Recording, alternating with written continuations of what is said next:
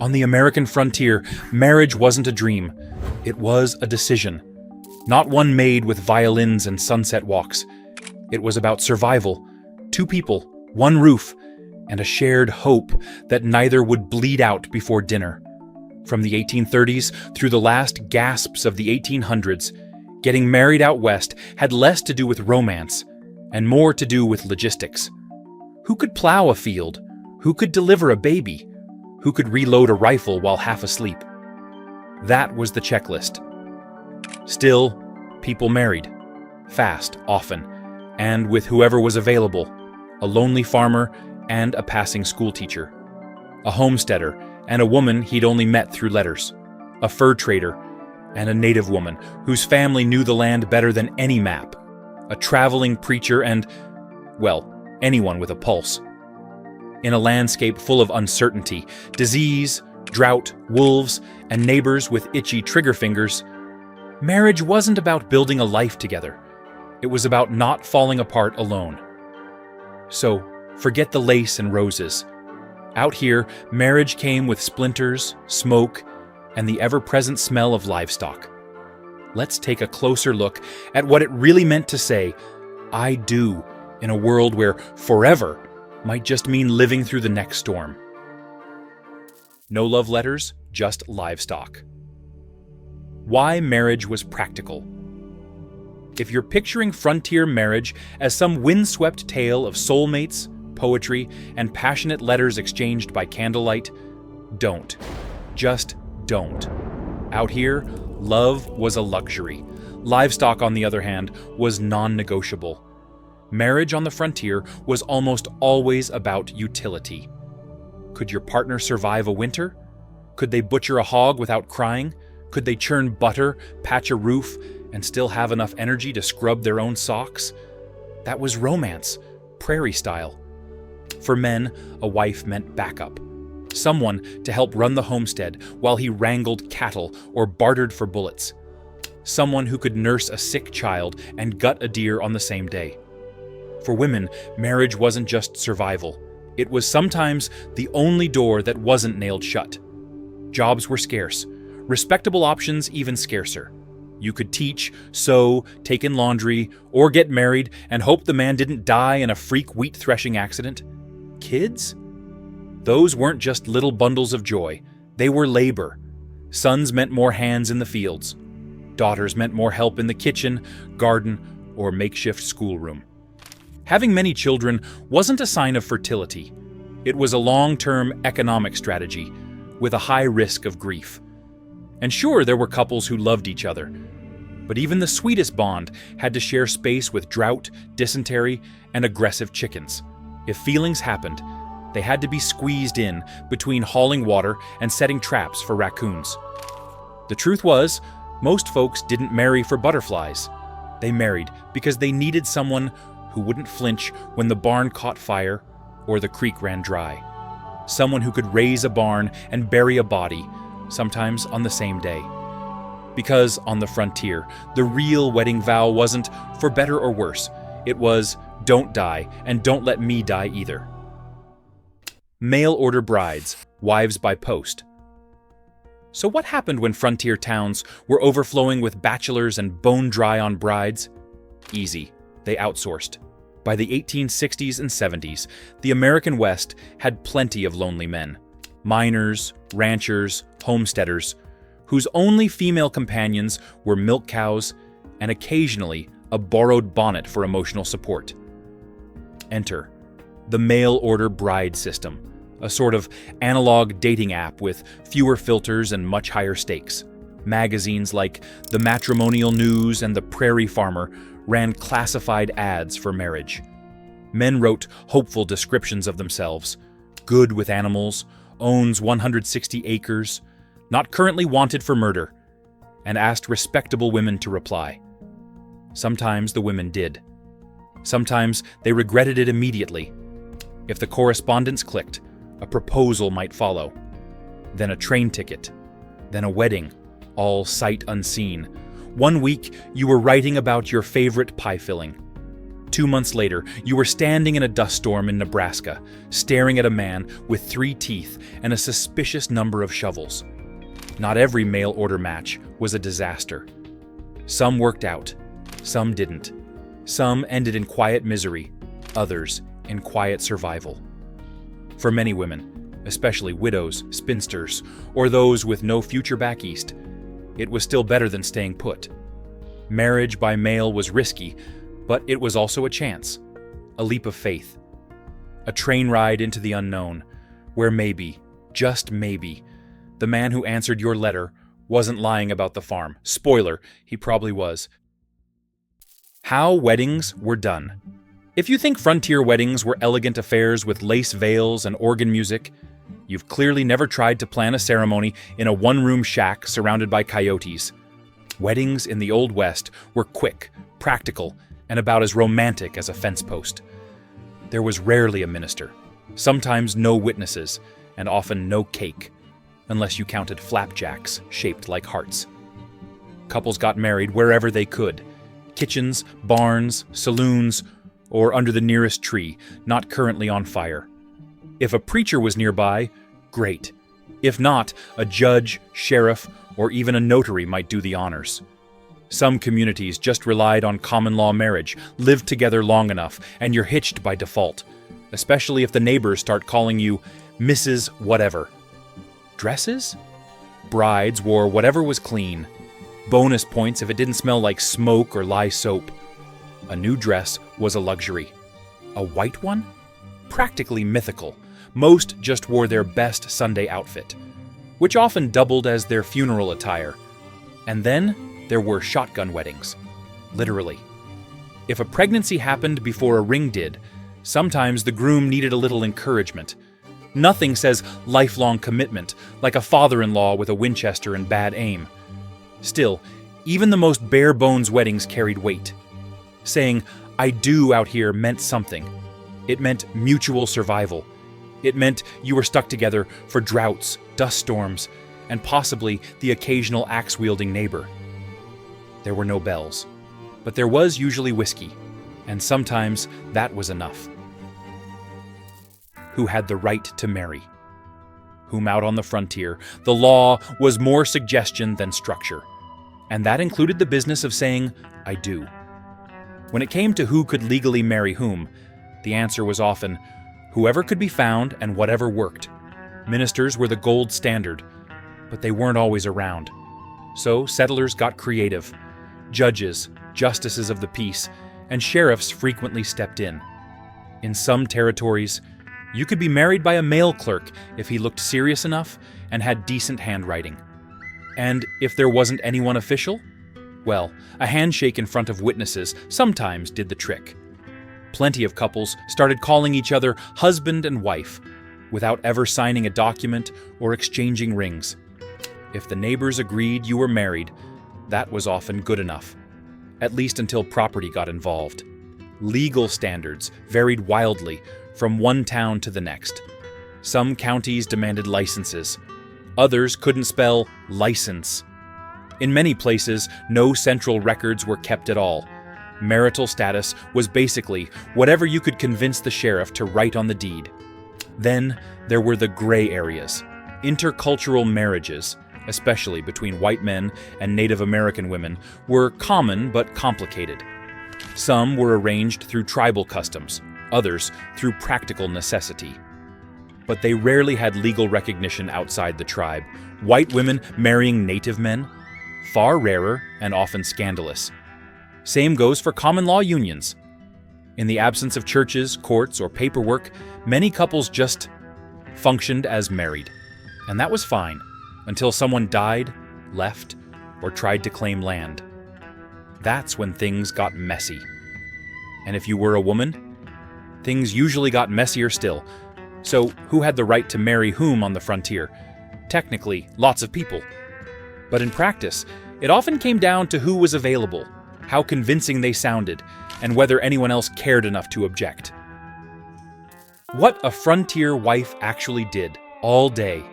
Marriage on the frontier wasn't a partnership of candlelit dinners and whispered dreams. It was a brutal division of labor, with the wife getting most of the hours and none of the holidays. From the outside, a homestead might look peaceful. A tidy cabin, a vegetable garden, maybe a cow chewing grass like it paid rent.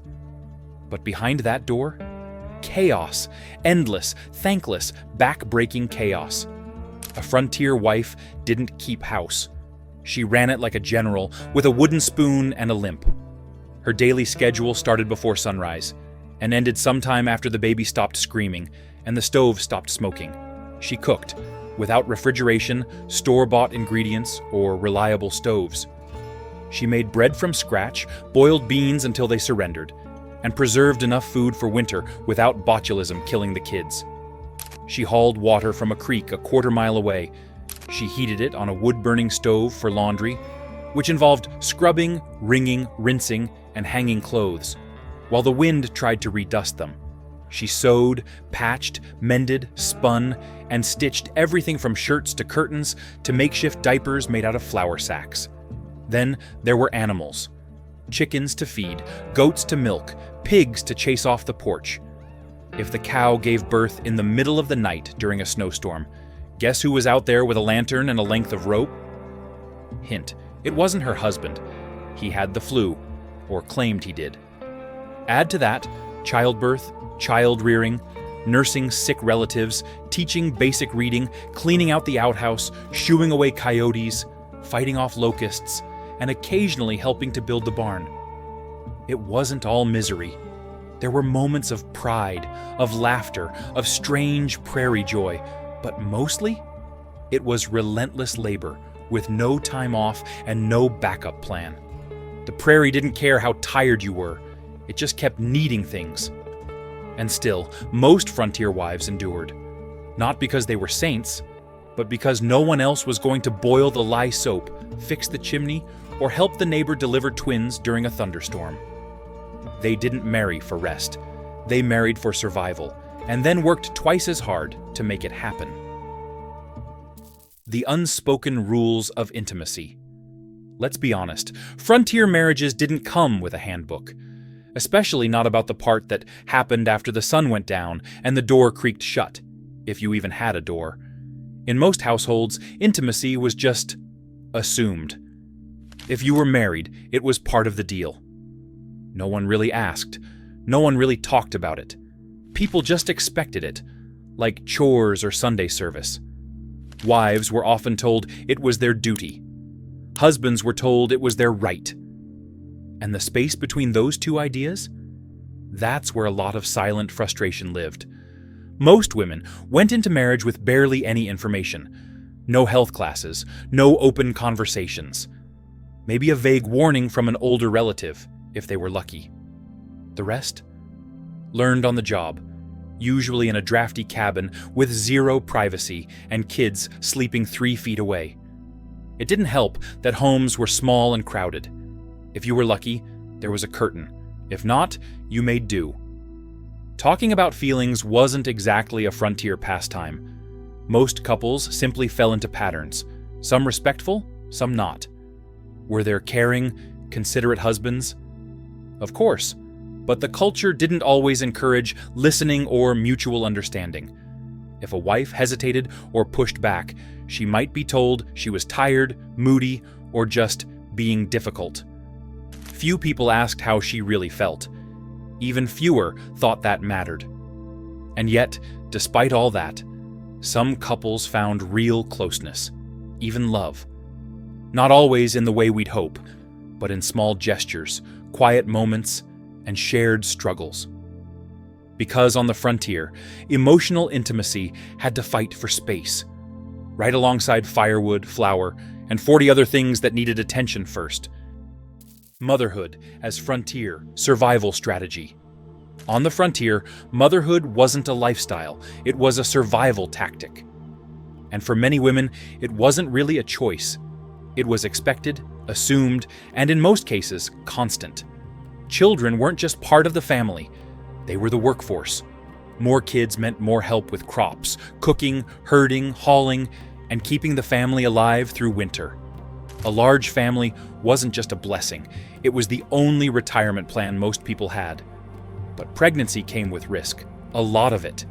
Prenatal care, if you could call it that, was usually your neighbor's advice, and maybe a worn-out midwife if one lived nearby. Doctors were rare, hospitals rarer. And still, women kept having babies. Because they had to. Because they were expected to. Because more hands meant better odds. Birth could happen anywhere, on a dirt floor, in a wagon, even out in the open if it came to that. Pain relief was whatever you had on hand. A swig of whiskey, a rag to bite. Maybe someone holding your hand and saying, "Almost there," whether it was true or not. The hard truth? Many women didn't survive childbirth. And those who did? Often went back to work the next day, because laundry still piled up, chickens still needed feeding, and nobody paused frontier life just because you had a baby. Children came close together. 5 under 10 wasn't unusual. Some women raised a dozen kids. Some buried half. Grief and joy lived side by side. Because on the prairie, motherhood was never just emotional. It was physical, relentless, and sometimes heartbreaking. And yet, mothers kept going. Because who else would? When divorce wasn't an option, frontier marriage came with no return policy. Once you said, "I do," getting out wasn't just difficult, it was borderline impossible. Divorce laws in the 1800s were a patchwork of confusion. Some states allowed it, others didn't. In the territories, there might be one judge covering 1,000 square miles, and he wasn't likely to take kindly to irreconcilable differences. Adultery? Maybe? Abuse? Hard to prove. Desertion? That was the loophole. If your spouse walked off one day and never came back, you might eventually be free. But it could take years, even decades. And in the meantime, you were stuck. Stories of fence-checking husbands abound. One day, he's heading out to fix the gate. The next, he's halfway to California. Maybe he starts over. Maybe he vanishes completely. Either way, the woman he left behind gets a cabin, a baby, and a whole lot of questions from the neighbors. And it wasn't just men who disappeared.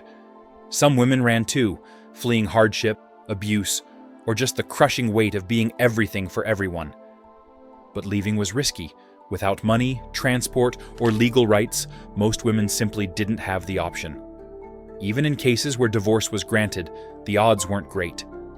A woman might lose her home, her children, and any claim to the land she'd worked just as hard to build. The law favored husbands. Always. So most couples stayed together, out of necessity, fear, obligation, or just sheer exhaustion. Marriage wasn't about happiness. It was about hanging on. And if that sounds bleak, well, it often was. When marriage ended, too soon, on the frontier, death was never far. And when it came, it didn't care if you were ready or recently married. Wives lost husbands to just about everything. Wagon accidents, falling trees, stampedes, cholera, snake bites, bar fights, and yes, even the occasional piano dropped during transport.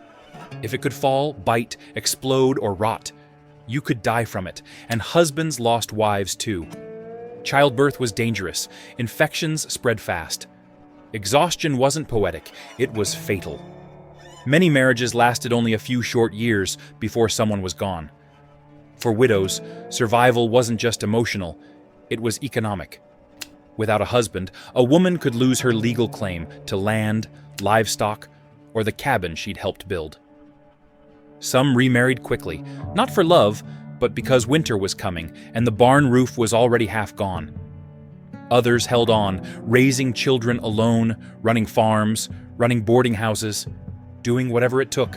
A few defied expectations completely, refusing to remarry, managing their own land, even taking over businesses. The West may not have welcomed independent women, but it couldn't stop them either. Widowhood was common. So was remarriage. Some families looked more like patchwork quilts than family trees. Children from 2, 3, or 4 unions all under one roof. Not because people were reckless, but because death was constant, and life had to continue anyway. So, when a woman buried her husband, she didn't just lose a partner, she lost protection, income, legal standing, and sometimes the only person who knew how to fix the stove. And still, they got up the next morning, because someone had to milk the cow. How some women fought back. Most frontier women played by the rules.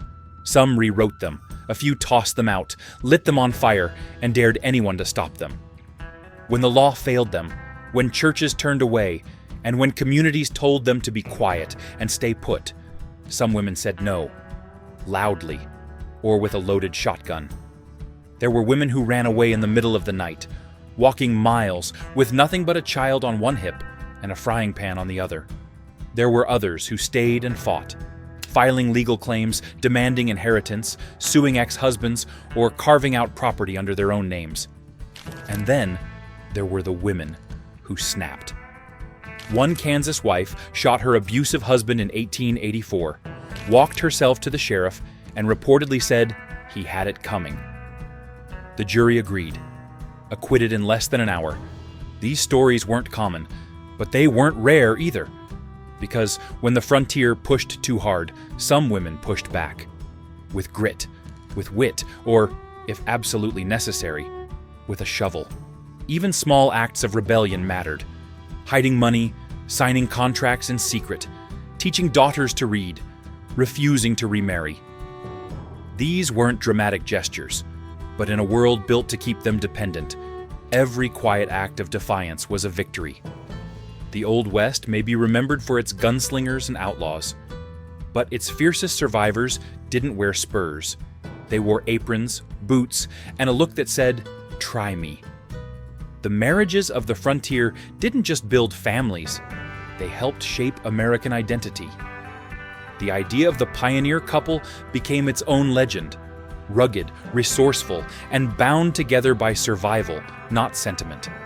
And honestly, we still feel that today, in how we define partnership, in how we balance roles, in how we see love not just as a feeling, but as daily effort.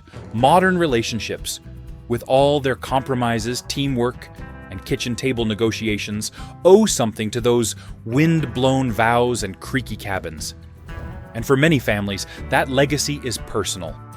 Heirlooms passed down, old letters and journals, wedding rings that crossed the prairie in a coat pocket, ancestry that blends cultures, continents, and stories, all stitched together by the people who dared to say "I do" in the middle of nowhere and meant it.